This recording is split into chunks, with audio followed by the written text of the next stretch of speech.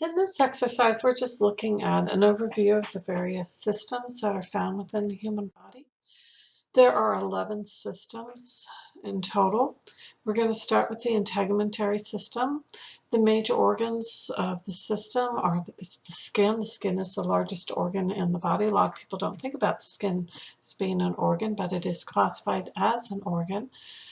It also includes, the integumentary system also includes your epidermal and dermal regions. It contains some of your cutaneous sense organs and glands. The function of the integumentary system of your skin is protection. It's protecting you from the external environment. It's also involved with helping to regulate body temperature. It's involved with the production of vitamin D, which is necessary for uptake of calcium. It's involved with the excretion of both salts and urea, and also helping to keep you hydrated. The skeletal system contains the bones. It also has the cartilages and tendons and ligaments, and involves the joints. The function is to support as well as to protect. It does provide a site for attachment for the muscles and act as a lever for the muscles. It's also involved with formation of the blood. Your muscular system contains all the muscles. Now, the function of it is movement. It also has another function as far as helping to generate heat, because muscle contraction, anytime you have work, that's going to generate heat. The nervous system includes the brain and the spinal cord, all of your peripheral nerves, all of your sensory receptors. It's essentially a communication system. It's going to respond to different stimuli and then send these electrical signals out for the appropriate response. The type of communication with the nervous system is that it's going to respond very quickly to a stimulus, and the response is going to typically be short-lived. The endocrine system is going to involve your endocrine glands, such as the pituitary gland, your thyroid, parathyroid, thymus, the ovaries, the testes, the pancreas. You'll notice that there are sometimes organs that can function in more than one system. An example of that would be the pancreas. The function of the endocrine system is that it's also a communication system. It takes longer to kind of respond to a stimulus, get up and running, but the result is going to be longer lasting. It's involved with helping to maintain that homeostasis. It helps to promote growth and development. It's producing the hormones.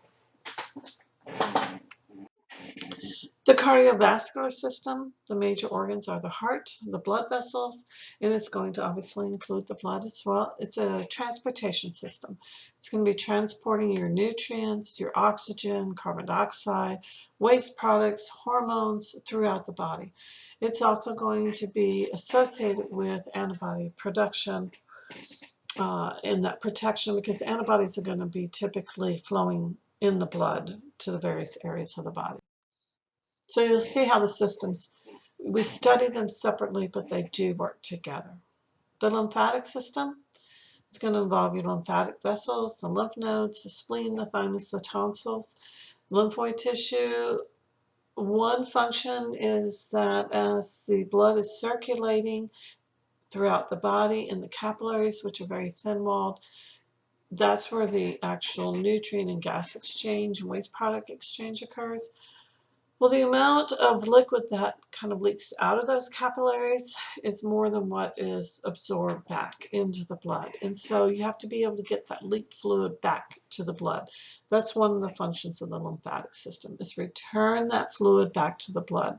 It's going to help kind of filter it as a protective mechanism to not allow foreign substances, such as, say, microorganisms, to be able to enter the blood. So it's also involved with protection and your immune system.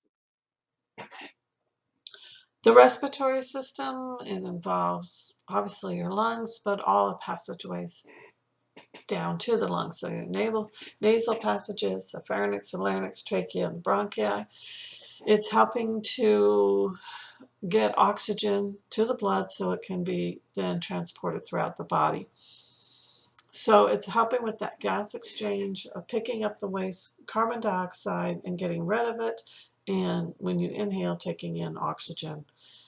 It's also going to be involved with helping to maintain what we call the acid-base balance of the blood. The pH of the blood is very, very closely regulated, and there's a very narrow range that the body is kept at. If it goes too high or too low, adjustments need to be made. And the respiratory system is one of those players that can make adjustments to help keep that acid-base balance or the pH balance of the blood where it needs to be. The digestive system is going to include your oral cavity, the esophagus, the stomach, your intestines, both the small and large intestines, and all those accessory structures such as the salivary glands, once again the pancreas. The function is to take in food, break those nutrients down, allow for absorption into the blood, and then removal of any of the solid waste. The urinary system is comprised of the kidneys, the ureters, the bladder, and the urethra. The function is to filter out and remove waste products. It's production of the urine. It's also involved, this is the other player, with acid-base balance. So maintaining that proper pH of the blood. It's also helping to maintain the proper levels of various electrolytes like sodium, potassium, and also the maintenance of water, basically helping to keep you from getting dehydrated. It will make adjustments in the production of the urine depending on what's going on in the body at that particular time. And then finally you have the reproductive systems in the males.